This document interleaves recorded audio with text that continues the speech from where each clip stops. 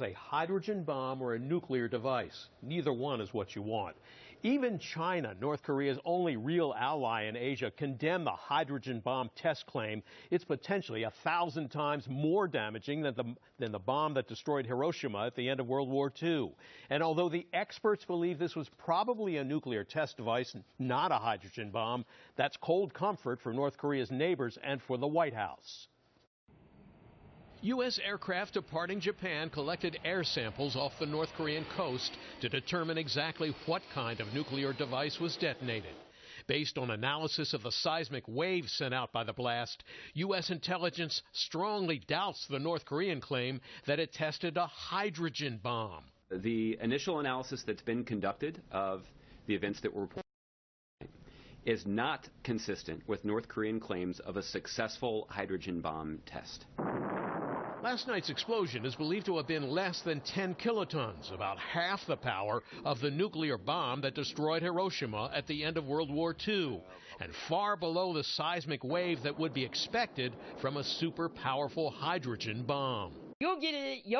North Korea's state-run media declared the explosion a perfect test. The news triggered cheers in North Korea and rattled nerves in South Korea. Burbank Congressman Adam Schiff, the ranking member of the House Intelligence Committee, told me in a satellite interview from Washington that the North Korean claims of a hydrogen bomb test should be taken with great skepticism.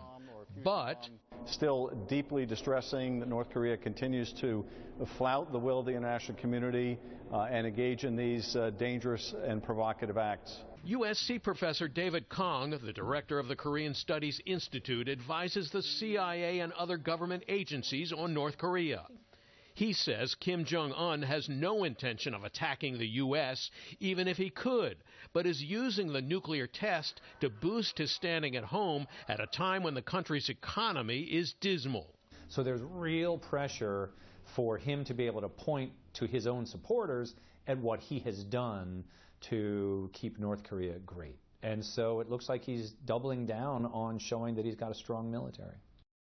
Even though all signs point to the North Korean test being a nuclear device, not a hydrogen bomb, we may never know for sure. The atmospheric testing could be conclusive, but there's no guarantee. If it does turn out to have been a nuclear test, it's believed to be the fourth such test in North Korea since 2006. Andrea, Jeff? Either way, not a good thing, Dave. No, not at all. So what are the options for the U.S. in responding to North Korea or retaliating? Yeah, that's one of the problems. There really aren't many.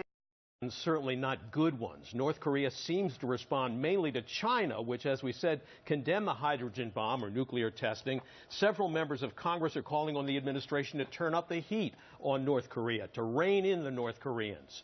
But Professor Kong from USC says while China talks a good game in situations like this, they haven't demonstrated a willingness to go any further, and he says that's not likely to change now. Andrea, Jeff? Okay, Dave, thank you so much. Well, a holiday sale